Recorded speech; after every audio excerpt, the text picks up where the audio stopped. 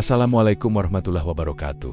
Pernah nggak sih kamu mikir, kenapa sih Allah milih Nabi Adam buat jadi khalifah di bumi? Padahal ada malaikat yang super taat, nggak pernah ngebantah, nggak pernah main HP di jam kerja, apalagi update story pamer ibadah. Mereka ibadahnya full time, nggak ada libur nasional, nggak ada cuti, apalagi mogok kerja. Tapi kenapa justru manusia makhluk yang bahkan belum ada track recordnya yang dipilih buat jadi khalifah? Nah, cerita ini bermula dari sebuah kejadian besar di langit. Waktu itu, suasana langit kayak lagi mau ada pengumuman penting.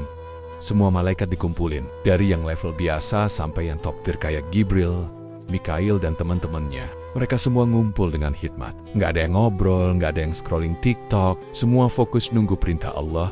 Lalu terdengarlah firman Allah, yang bikin seluruh ars kayak bergetar pelan. Sesungguhnya aku hendak menjadikan seorang khalifah di bumi. Malaikat yang biasanya adem, ayem, dan kalem, kali ini angkat tangan, bukan buat protes, tapi mereka beneran penasaran. Ya Rob, kenapa menciptakan makhluk yang nanti bakal bikin kerusakan di bumi, menumpahkan darah, perang-perangan, rebutan harta, rebutan pasangan, rebutan posisi, bahkan rebutan diskon di akhir tahun? Pertanyaan itu bukan karena mereka ngelawan. Malaikat itu nggak pernah membangkang, tapi rasa penasaran mereka muncul karena mereka tahu betapa rapuhnya makhluk yang bernama manusia. Mereka tahu bakal ada yang serakah, ada yang iri, dengki, tamak, marah, bahkan tega menyakiti sesama hanya karena perbedaan kecil. Tapi Allah menjawab dengan kalimat tenang yang dalamnya luar biasa. Sesungguhnya aku lebih tahu apa yang tidak kalian ketahui. Langsung semua malaikat terdiam. Mereka ngerti, ada sesuatu yang Allah rencanakan, sesuatu yang otak mereka nggak bakal bisa pahami sepenuhnya. Kayak kamu dikasih tahu plot twist film tapi belum nonton dari awal. Ya nggak nyambung. Tapi kamu tahu, ini pasti bagian dari rencana besar, tapi di pojokan ada satu makhluk yang dari tadi udah kayak gelisah banget. Nggak duduk tenang, kakinya goyang-goyang, matanya lihat ke kanan kiri kayak orang baru tahu utangnya nambah. Dia adalah iblis. Dulu namanya Azazil. Jangan salah, dulu dia bukan makhluk rendahan kayak yang sekarang kamu tahu. Dia dulunya alim, ibadahnya luar biasa. Bahkan malaikat sampai kagum sama ketekunan dia. Ibarat sekarang, dia kayak santri, teladan, juara tahfidz, rajin puasa sunnah, dan aktif di pengajian. Tapi semua berubah ketika Allah mengumumkan penciptaan Adam. Begitu tahu Adam dibuat dari tanah, Azazil mulai berubah. Dulu dia rendah hati, sekarang mulai sombong. Dulu dia tot, sekarang mulai nyinyir. Dia ngelihat tubuh Adam yang masih belum hidup, masih berupa jasad dari tanah liat, dan mulai komentar dalam hati.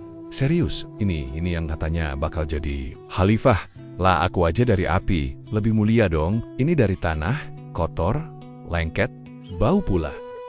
Ya, iblis tuh mulai insecure. Bahkan sebelum Adam kenalan sama Hawa, iblis ngerasa dirinya lebih keren, lebih layak, lebih pantas jadi pemimpin. Medlit, aku lebih baik dari dia. Ini muncul pelen-pelen, kayak virus yang menyusup diam-diam dalam hati. Dan kamu tahu, penyakit hati itu lebih bahaya dari penyakit badan, karena nggak kelihatan, tapi bisa ngerusak semuanya.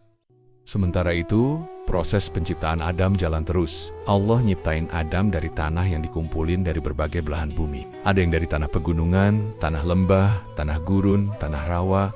Ada yang warna putih, merah, coklat, hitam. Makanya, manusia juga beda-beda. Ada yang sabarnya kayak tanah liat, ada yang kerasnya kayak tanah kering. Ada juga yang nyerap semua emosi kayak tanah gambut.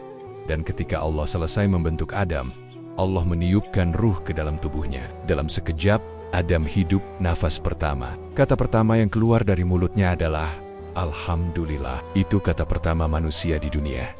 Pujian kepada Allah. Bukan aku lapar, bukan mana HP-ku, tapi Alhamdulillah. Langsung aja para malaikat kagum. Bahkan yang tadi sempat bertanya mulai paham. Oh, ini kenapa manusia dipilih. Allah mengajarkan Adam nama-nama semua benda. Pengetahuan itu yang bikin manusia beda. Manusia bisa belajar, bisa memahami, bisa menjinol. Daya nalar itu yang menjadikan manusia layak jadi khalifah. Dan ketika Allah menguji para malaikat, sebutkan kepadaku nama-nama benda ini jika kalian memang benar. Malaikat dengan jujur menjawab, kami tidak tahu kecuali apa yang engkau ajarkan. Lalu Allah menyuruh Adam menyebutkan semuanya, dan Adam pun menyebutkan nama-nama itu dengan sempurna. Malaikat makin kagum. Allah menunjukkan bahwa Adam punya potensi besar, ilmu, nalar, dan juga kemampuan memilih. Setelah itu, datanglah perintah yang mengubah segalanya. Allah memerintahkan seluruh malaikat dan makhluk langit untuk sujud kepada Adam. Bukan sujud ibadah, tapi sujud penghormatan, sebagai bentuk pengakuan atas kehendak Allah. Semua sujud, Jibril, Mikail, Israfil, bahkan malaikat penjaga debu juga sujud. Tapi ada satu makhluk yang enggan. Dia berdiri, diam, matanya melotot, tangannya disilangkan, kepalanya mendongak tinggi. Ya, kamu tahu siapa? Iblis tadi. Allah bertanya, apa yang menghalangimu untuk sujud saat aku perintahkan? Dan iblis menjawab, dengan kalimat paling sombong dalam sejarah makhluk, aku lebih baik darinya. Aku diciptakan dari api, sedang dia dari tanah. Gubrak. Itu alasan yang, ya ampun, dangkal banget. Tapi begitulah kalau hati udah tertutup. Ketika kesombongan sudah menguasai jiwa, logika dan ketaatan hilang. Dia ngebandingin dirinya dari asal-usul, bukan dari ketaatan. Kayak orang yang ngerasa lebih berhak dihormatin cuma karena status sosial, bukan karena amal dan akhlak. Allah langsung murka. Turunlah kamu dari sini. Kamu tidak layak menyombongkan diri di hadapanku. Keluar, kamu termasuk makhluk yang hina. Dan sejak saat itu, iblis dikutuk, dibuang dari langit. Dan dia pun bersumpah untuk membalas dendam. Tapi anehnya, dia nggak minta tobat. Dia nggak bilang, ya Allah maafkan aku. Tapi dia malah bilang, tangguhkanlah aku sampai hari kiamat. Aku akan menyesatkan anak cucu Adam, semuanya, kecuali hamba-hambamu yang ikhlas. Kebayang nggak? Dari ibadah yang panjang, akhirnya semua hancur cuma karena satu dosa, sombong. Tapi lihat juga bagaimana Allah tetap adil. Allah mengabulkan permintaan iblis, walaupun iblis sudah kufur. Tapi Allah juga menetapkan bahwa iblis nggak akan bisa menyesatkan hamba-hamba yang ikhlas. Jadi intinya, kuncinya ada di keikhlasan. Makanya, dari cerita ini kita bisa ambil banyak banget pelajaran. Bahwa manusia itu memang lemah, tapi juga bisa kuat, bisa salah, tapi juga bisa tobat, bisa jatuh, tapi juga bisa bangkit. Dan yang paling penting, kita harus hati-hati sama penyakit hati kayak iri, dengki, dan sombong. Karena itu yang bikin iblis jatuh dari derajat tertinggi ke kehinaan yang paling dalam. Kita juga belajar bahwa ketaatan itu nggak cukup sekadar ibadah fisik. Iblis ibadahnya luar biasa, tapi begitu disuruh sujud, dia membangkang. Artinya yang Allah lihat bukan seberapa sering kita sujud, tapi seberapa dalam hati kita tunduk kepadanya. Bukan seberapa panjang doa kita, tapi seberapa ikhlas dan rendah hati kita saat menjalani hidup. Dan satu hal lagi yang paling penting, Allah punya rencana yang selalu lebih baik dari yang bisa kita pikirkan. Bahkan ketika malaikat aja bingung, Allah sudah tahu bahwa manusia akan jadi makhluk pilihan. Karena di balik kelemahannya, manusia punya potensi luar biasa. Semoga dari kisah ini, kita nggak cuma ketawa karena kelakuan iblis yang sok tahu, tapi juga mikir, jangan-jangan aku juga kadang suka kayak dia, ngerasa lebih baik dari orang lain, ngelawan perintah Allah, atau malas tobat. Semoga kita dijauhkan dari sifat-sifat iblis dan didekatkan pada sikap Nabi Adam, rendah hati, mau belajar, dan segera tobat kalau salah. Waktu proses penciptaan Nabi Adam masih berlangsung, suasana langit lagi sibuk-sibuk, para malaikat kerja full time, kayak staf kantor pas akhir bulan. Ada yang nyiapin cahaya untuk tubuh Adam, ada yang ngejagain arsy supaya tetap stabil. Ada juga yang sibuk ngebuka spreadsheet tugas-tugas makhluk bumi. Pokoknya, semuanya tertib, kompak, dan profesional. Malaikat nggak pernah lelah, nggak pernah protes, dan yang jelas, nggak ada yang main-main saat Allah ngasih tugas. Di tengah kesibukan surgawi itu, ada satu makhluk yang dari tadi malah sibuk sendiri. Bukan bantu-bantu, malah kelilingin tubuh Adam yang masih jadi jasad dari tanah liat. Dia bolak-balik ngelilingin calon manusia pertama itu, kayak sales yang lagi inspeksi barang dagangan. Siapa dia? Siapa lagi kalau bukan si iblis, alias Azazil. Tatapan matanya tajam, bukan karena kagum, tapi karena sinis. Dia mandangin Adam dari ujung rambut teh, maksudnya dari ujung kepala sampai ujung kaki, sambil dalam hati ngomel, lemah banget ini sih, kosong, belum ada ruh, gampang dibujuk ini mah, gak punya kekuatan, tanah doang, gampang remuk, aku pasti bisa nundukin dia, bikin dia nurut sama aku. Sombongnya udah mulai keluar, padahal Adam belum hidup. Balaam belum ngomong, belum kenal siapa-siapa. Tapi si iblis ini udah enjudge dari tampilan luar. Udah kayak netizen yang komen pedas cuma dari thumbnail. Dia lupa satu hal penting. Manusia bukan cuma soal bentuk fisik. Yang Allah nilai adalah ruh, hati, dan ketundukan. Tapi karena belum ditiupkan ruh, Adam masih dalam keadaan diam, cuma jasad. Dan pada momen yang ditentukan, Allah meniupkan ruh ke dalam tubuh Adam. Sebuah proses yang gak bisa dibayangin oleh logika manusia. Begitu ruh masuk, tubuh Adam pun mulai bergerak. Matanya terbuka. Nafas pertamanya terasa berat, tapi menghidupkan. Dan yang luar biasa. Kata pertama yang keluar dari mulut manusia pertama itu adalah Alhamdulillah. Bukan aku siapa, bukan ini di mana, tapi langsung memuji Allah. Alhamdulillah. Para malaikat langsung takjub. Mereka yang sebelumnya bertanya-tanya kenapa makhluk dari tanah yang dipilih jadi khalifah, sekarang mulai paham. Dari kata pertama aja udah kelihatan isi hati Adam, sadar akan penciptaannya, dan langsung bersyukur. Itu bukan kata yang diajarkan oleh makhluk lain. Itu datang dari fitrah. Artinya, sejak awal, manusia sudah diajarkan untuk mengingat Allah, bahkan sebelum kenal dunia. Lalu Allah mengajarkan Adam nama-nama benda, bukan sekadar nama buah dan hewan, tapi juga pengetahuan yang mendalam. Adam langsung bisa menyebutkan semuanya tanpa ragu. Malaikat yang hadir pun makin kagum. Mereka mengakui kelebihan yang Allah berikan pada Adam, bukan karena bentuknya, tapi karena ilmunya, karena kemampuannya memahami. Dan pada saat itulah Allah memerintahkan semua makhluk yang hadir untuk sujud kepada Adam. Sujud penghormatan, bukan penyembahan, sebagai tanda tunduk kepada perintah Allah. Dan sebagai bentuk pengakuan bahwa Adam adalah makhluk pilihan Allah.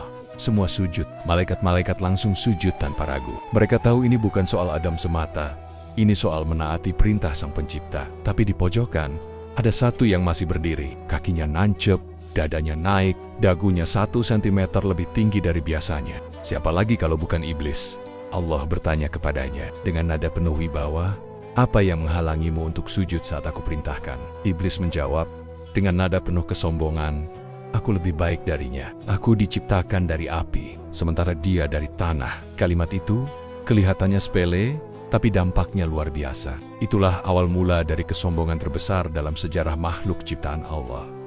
Iblis ngerasa lebih keren, lebih superior, hanya karena asal bahan. Dia ngebandingin dirinya bukan dari ketundukan, bukan dari ketaatan, tapi dari kelas materi, api versus tanah. Padahal Allah nggak pernah menilai dari situ. Kalau sekarang, mungkin iblis akan bilang, "Aku lulusan langit, dia baru diciptakan." Atau, "Aku followersnya udah 1 juta, dia baru aktif tadi pagi." Pola pikir kayak ginilah. Yang bahak, ngerasa paling hebat, paling berhak, paling benar. Padahal itu semua cuma topeng ego. Padahal kalau dipikir, api itu sifatnya panas, meledak, sulit dikendalikan. Sedangkan tanah itu tenang, dingin, bisa menyuburkan, bisa nerima apa aja. Tapi iblis nggak mau mikir. Dia terlanjur mabuk kesombongan. Dan akhirnya, Allah mengusir iblis dari surga. "Turunlah engkau dari sini. Engkau tidak pantas sombong di sini. Engkau termasuk makhluk yang hina." Saat itu, bisa aja iblis minta ampun. Peace aja dia bilang, "Ya Allah, aku salah, aku tobat." Tapi enggak, iblis malah minta hal yang gak masuk akal. Dia bilang, "Ya Allah, beri aku umur panjang sampai hari kiamat, biar aku bisa godain anak cucu Adam satu persatu." Lah, niatnya benar-benar jahat. Udah jatuh, malah ngajak orang lain jatuh juga. Nggak tobat, malah ngajak dosa rame-rame. Ini ibarat orang yang dedu dari kampus, terus bikin komunitas anti belajar. Lah kan aneh. Tapi Allah, dengan kehendaknya, mengabulkan permintaan iblis. Bukan karena Allah setuju sama iblis, tapi karena ini bagian dari ujian besar buat manusia. Iblis akan jadi ujian, godaannya akan menyebar kemana-mana. Tapi Allah juga ngasih peringatan, kamu tidak akan bisa menyesatkan hamba-hambaku yang ikhlas. Nah ini dia kuncinya, keikhlasan. Orang yang ikhlas, yang benar-benar lurus hatinya karena Allah, nggak bisa disentuh iblis. Mau digoda dengan harta, jabatan, cinta palsu, popularitas, semua akan mental kalau hatinya udah penuh keikhlasan. Dan disinilah letak keadilan. Allah nggak langsung lempar manusia ke dunia yang penuh ujian tanpa petunjuk. Enggak. Allah bekali manusia dengan akal, hati nurani, dan petunjuk lewat wahyu. Allah kirim nabi-nabi, kitab suci, dan tanda-tanda di langit dan bumi. Semua buat bantu manusia supaya bisa menang dari tipu daya iblis. Sementara iblis kerjaannya dari dulu ya gitu-gitu aja, godain. Dia nggak pernah cuti, kerja 24 jam sehari, 7 hari seminggu. Dia nyamar dalam banyak bentuk, kadang lewat pikiran negatif, kadang lewat bisikan hati, kadang juga lewat orang terdekat. Yang bikin ngeri, kadang kita nggak sadar kalau udah digodain. Kita kira, ini cuma pikiran sendiri, padahal itu iblis bisik-bisik. Dan dia nggak maksa, dia cuma ngasih saran. Tapi seringkali kita lebih nurut sama godaan daripada perintah. Dan yang lebih serem, Iblis itu punya pengalaman ribuan tahun, udah hafal pola pikir manusia, udah tahu celah kelemahan kita di mana. Kalau kamu lemah di soal amarah, dia bisikin buat marah. Kalau kamu lemah di soal uang, dia bisikin buat korupsi. Kalau kamu lemah di soal cinta, dia bisikin buat ngejar yang bukan mahram. Tapi ingat, dia cuma bisa menggoda, nggak bisa maksa. Jadi kalau kita jatuh, itu karena kita yang milih untuk jatuh. Dan kalau kita bangkit, itu karena Allah kasih jalan buat bangkit. Cerita tentang iblis ini bukan cuma dongeng, ini peringatan bahwa musuh kita nyata. Tapi jangan takut, karena Allah lebih dekat dari iblis. Dan Allah udah janji siapa yang berpegang teguh padanya, maka iblis nggak akan bisa mengalahkannya. Kisah ini ngajarin kita untuk jangan pernah sombong. Nggak peduli seberapa banyak ilmu kita, seberapa panjang sajadah kita, seberapa sering kita puasa dan sedekah, kalau dalam hati masih ada rasa aku lebih baik dari dia, hati-hati, itu benihnya iblis. Dan kisah ini juga nunjukin bahwa manusia itu dimuliakan bukan karena asalnya dari tanah, tapi karena dia bisa belajar, bisa taat, bisa ikhlas. Kalau manusia gagal memanfaatkan itu, maka dia malah lebih rendah dari iblis yang udah jelas sesat. Semoga kita nggak termasuk yang tertipu. Semoga kita bisa terus belajar, terus memperbaiki hati, dan gak ikat-ikatan gaya iblis yang suka membandingkan, suka merasa paling benar, dan menolak perintah Allah. Dan semoga Allah jadikan kita termasuk hamba-Nya yang ikhlas, yang kalau digoda iblis, malah makin dekat kepadanya. Amin. Nah, dari sinilah kita mulai ngerti alasan kenapa Allah memilih Nabi Adam sebagai khalifah, bukan malaikat. Padahal malaikat itu makhluk yang super taat. Mereka nggak pernah absen ibadah, nggak pernah mikir dosa, dan yang jelas nggak punya nafsu. Koba angin, malaikat itu nggak bakal baperan kalau disindir, nggak bakal rebutan diskon pas Harbolnas, dan nggak pernah nyuri jajan pas puasa. Hidupnya lurus, flat tanpa drama, ibadahnya konsisten, nggak pakai alasan lagi capek atau lagi galau. Sementara manusia beda banget. Manusia dikasih satu paket lengkap. Ada akal, ada nafsu, ada emosi, ada rasa penasaran, rasa takut, rasa cinta, bahkan rasa pengen tahu yang kadang gak penting juga ditanyain. Tapi justru karena itulah manusia diuji. Karena punya pilihan, manusia bisa milih buat taat atau bandel, bisa milih untuk sabar atau meledak, bisa milih buat nahan amarah atau lempar gelas. Uniknya, justru karena manusia punya potensi salah itulah Allah tunjuk dia sebagai khalifah. Bukan karena dia sempurna, tapi karena dia bisa belajar, bisa berubah. Dan itu yang gak dimiliki malaikat. Malaikat gak salah, karena memang gak dikasih kapasitas untuk itu. Sementara manusia dikasih semua kemungkinan. Jadi ketika manusia salah, lalu sadar dan tobat, nilainya jauh lebih tinggi. Bukan karena kesalahannya, tapi karena usahanya untuk memperbaiki diri. Lihat Nabi Adam.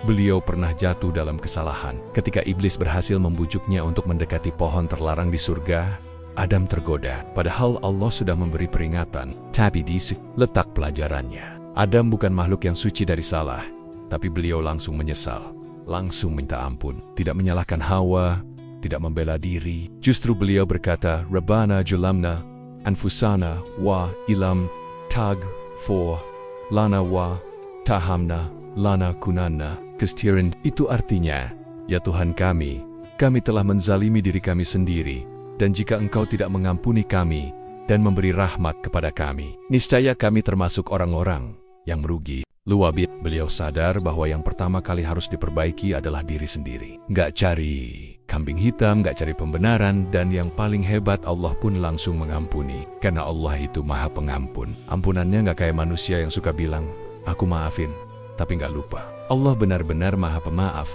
asalkan kita mau jujur dan tulus saat bertobat. Nah, dari sinilah kita harus belajar satu hal penting.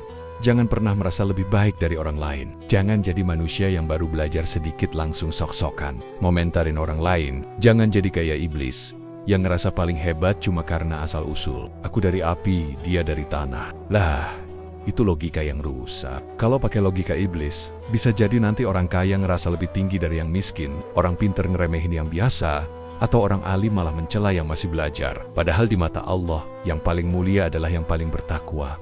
Lucunya, zaman sekarang banyak banget yang kelakuannya mirip iblis, tapi gayanya enggaku ahli surga. Update statusnya Islami, captionnya penuh ayat dan hadis, tapi kelakuannya suka merendahkan orang. Komentarnya tajam, merasa paling benar, paling bersih, paling dekat sama Tuhan. Padahal bisa jadi justru orang yang diam-diam nggak banyak omong, tapi terus memperbaiki diri. Lebih disayang Allah. Bahkan lebih lucu lagi, ada yang suka nyindir orang lain dari tampilan luar. Ih, dia kok nggak pakai peci? Kok dia salatnya masih bolong? Kok bajunya nggak panjang? Tapi dia lupa, iblis juga dulunya ahli ibadah. Nggak ada yang ngalahin rajinnya. Tapi gara-gara kesombongan, semua ibadahnya hangus. Jadi, bukan tampilan luar yang jadi ukuran utama, tapi isi hati dan niat yang tulus. Kalau kamu merasa lebih baik dari orang lain, hati-hati. Itu alarm merah. Allah memilih Nabi Adam bukan karena beliau sempurna, tapi karena Allah tahu manusia itu bisa jatuh dan bangkit, bisa gagal dan belajar, bisa keliru, tapi lalu kembali. Asal ada kemauan untuk berubah, Allah selalu buka pintu ampunan. Selalu. Dan inilah yang bikin manusia punya potensi luar biasa. Kita bisa jadi lebih baik dari malaikat kalau kita terus memperbaiki diri. Tapi kita juga bisa lebih buruk dari iblis kalau kita terus-terusan sombong dan menolak untuk belajar. Semua tergantung pilihan kita. Dan kamu tahu apa yang paling keren? Allah memilih manusia seperti kita untuk jadi wakilnya di bumi. Padahal kita ini penuh dosa, penuh lalai.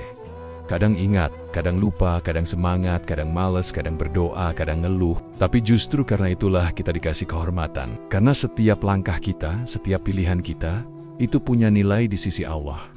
Kalau kita sabar, itu berpahala. Kalau kita marah tapi bisa nahan, itu berpahala. Kalau kita salah, lalu minta ampun, itu berpahala. Bahkan kalau kita sekadar berniat untuk berubah jadi lebih baik, Allah udah catat itu sebagai amal kebaikan. Keren banget kan? Tapi ada syaratnya. Jangan jadi kayak iblis yang kerjanya cuma ngelawan tapi nggak mau ngaca. Jangan cuma sibuk nyalahin keadaan, nyalahin orang lain, nyalahin masa lalu, tapi nggak pernah evaluasi diri. Jangan suka bilang, ini salahnya dia, tapi nggak pernah mikir aku bisa berubah dari sini. Iblis itu makhluk pertama yang baper karena nggak dipilih. Dia kecewa, tapi nggak mau introspeksi, malah dendam. Dan sekarang banyak juga manusia yang kelakuannya mirip, gagal sedikit, langsung nyalahin takdir, ditolak rezeki, langsung bilang Allah nggak adil. Padahal mungkin ada sikap kita yang belum layak untuk menerima yang kita minta. Allah nggak pernah zolim, justru karena sayang, Allah kasih waktu buat kita belajar. Kalau langsung dikasih semua keinginan, bisa jadi kita malah makin jauh dari Allah. Maka proses hidup ini, dengan segala ujian dan godaan, itu adalah tanda cinta dari Allah, agar kita terus balik ke jalannya. Makanya, jangan kecil hati kalau kamu merasa banyak kekurangan. Jangan merasa hina karena pernah salah. Yang penting, kamu mau berubah. Karena Allah selalu melihat usaha, bukan hasil. Dan Allah akan terus bantu orang yang sungguh-sungguh ingin mendekat. Kita bukan makhluk remeh. Kita bukan sekadar kumpulan daging dan tulang. Kita ini makhluk pilihan. Kita punya tugas mulia di bumi. Tugas sebagai khalifah, sebagai penjaga bumi, sebagai makhluk yang membawa rahmat, sebagai makhluk yang bisa menyebarkan kebaikan dan menolak kerusakan. Tapi kita juga makhluk yang paling rawan tergelincir. Sekali kita lepas kendali, bisa hancur. Sekali kita sombong, bisa jatuh lebih dalam dari yang kita kira. Maka penting banget untuk terus jaga hati. Jangan sampai amal kita yang banyak malah hangus cuma gara-gara satu penyakit hati yang gak disembuhin, kesombongan. Semoga kita bukan termasuk yang sombong kayak iblis. Dan kalaupun pernah jatuh kayak Nabi Adam, semoga kita juga bisa cepat tobat dan makin dekat dengan Allah. Karena di akhir hidup nanti, yang paling menentukan bukan siapa kita, tapi bagaimana akhir kita. Semoga kita termasuk orang-orang yang meninggal dalam keadaan husnul khatimah, dengan hati yang bersih dan penuh kerinduan pada Allah. Dan ingat, kita tidak harus sempurna untuk dicintai Allah. Kita hanya perlu terus berusaha, terus belajar, terus memperbaiki diri. Biar kita hanya jadi manusia, tapi jadi manusia sejati yang benar-benar layak jadi khalifah.